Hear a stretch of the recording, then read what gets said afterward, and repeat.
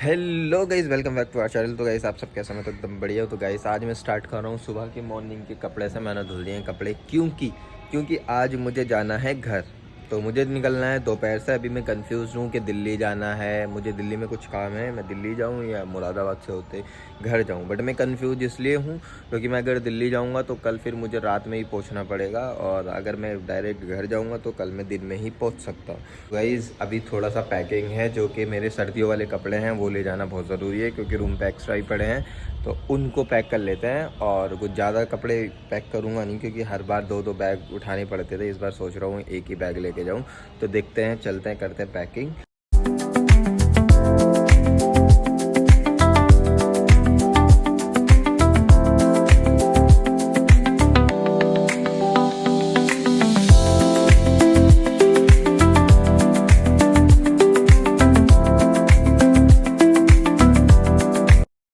So guys salon पे मैं आ चुका हूँ। आज मैं थोड़ा जल्दी आ गया था क्योंकि मुझे बहुत काम था। कल लेट हो गए थे तो कल की क्लोजिंग वगैरह नहीं हो पाई थी, पूरा हिसाब नहीं हो पाया था। क्या कुछ बिलिंग्स थी जो नहीं हो पाई थी, तो वो सारी आके की है मैंने।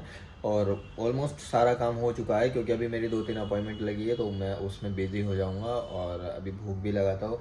तो एक चीज़ मैं दिखाता हूँ, ये देखिए मैं खा रहा हूँ आम। आम मैं इसलिए दिखा रहा हूँ क्योंकि ये सीजन का मैं पहली बार खा रहा हूँ। ये पहला आम है मेरा जो मैंने, वरना अभी तक आम नहीं खाया था। कच्चा खाया था, बट कच्चे से कुछ क्या, कच्चा अलग होता है, रियल अलग होता है। ये सब क्या देखना पड़ रहा है? अच्छा है मैं अंधा हूँ। तो मैं तो टेस्ट भी भूल गया था, क्योंकि मैंने भाई एक साल ही बाद खा रहा हूँ। अब मैं शेक वगैरह तो पीता हूँ नहीं, और वो पिए भी नहीं है। तो काफ़ी अच्छा लग रहा है, मज़ा आ रहा है। बट ये नहीं पता मुझे कौन सा आम है। बट अभी भी ना, जैसे वो ये वैसे पका हुआ है कार्बेट वाला, क्योंकि ये मुंह में लग रहा है मेरे, तो पता चल रहा है कि कार्बेट से पता हो, मतलब लॉजिक की माच। पका हुआ है। बट अभी घर जा रहे हैं तो देखते हैं, वहाँ पे जाके कुछ खाएंगे। तो 1 hour later.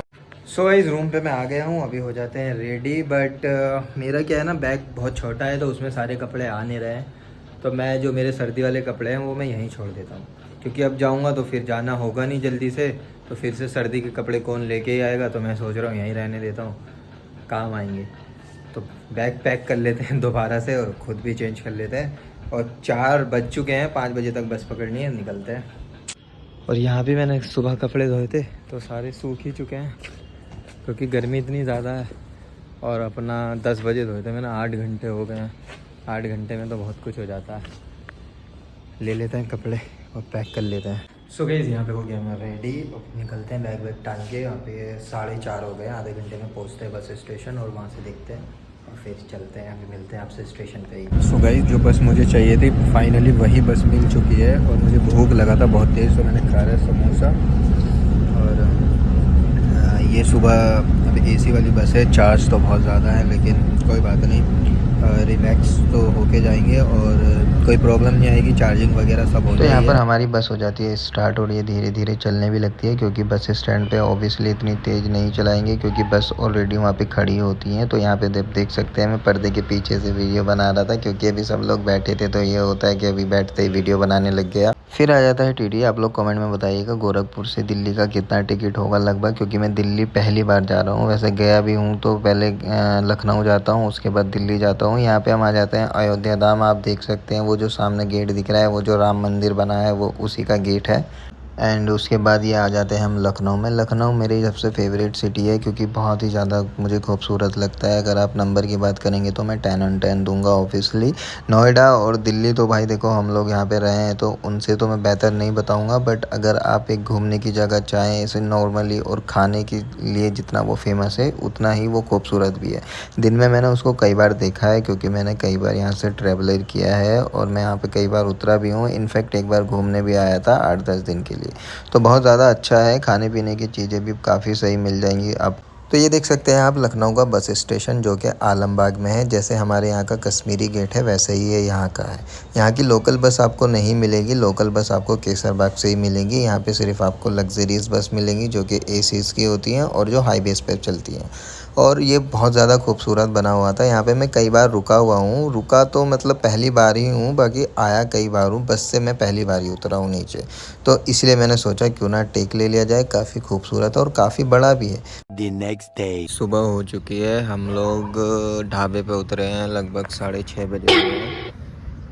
और पता नहीं कहाँ पे ढाबे पे लेके आया था। ढाबा तो बहुत अच्छा है। ये हम मथुरा के लगभग कहीं पे हैं, देखते हैं कुछ मिलता है अच्छा सा खाने को, क्योंकि अभी दिन हो चुका है तो अभी मैं खा सकता हूँ। रात में मैं ढाबे पे नहीं खाता, क्योंकि एक बार मेरे साथ सीन हुआ था।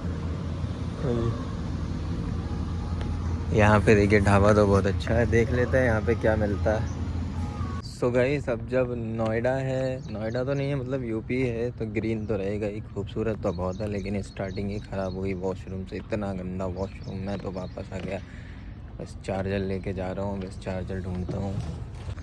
चार्जर मैंने ले लिया है, और जैसे कि वृंदावन लगा हुआ है यहाँ पे, मथुरा मतलब आई थिंक, मुझे एग्जैक्ट याद नहीं है, बट समथिंग हम वहीं पे हैं, क्योंकि मैं एक बार और आया था इधर से ही, तो ऐसे ही कुछ ढाबे पे रोका था।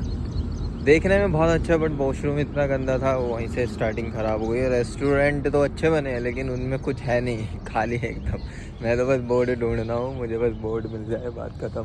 3 hours later.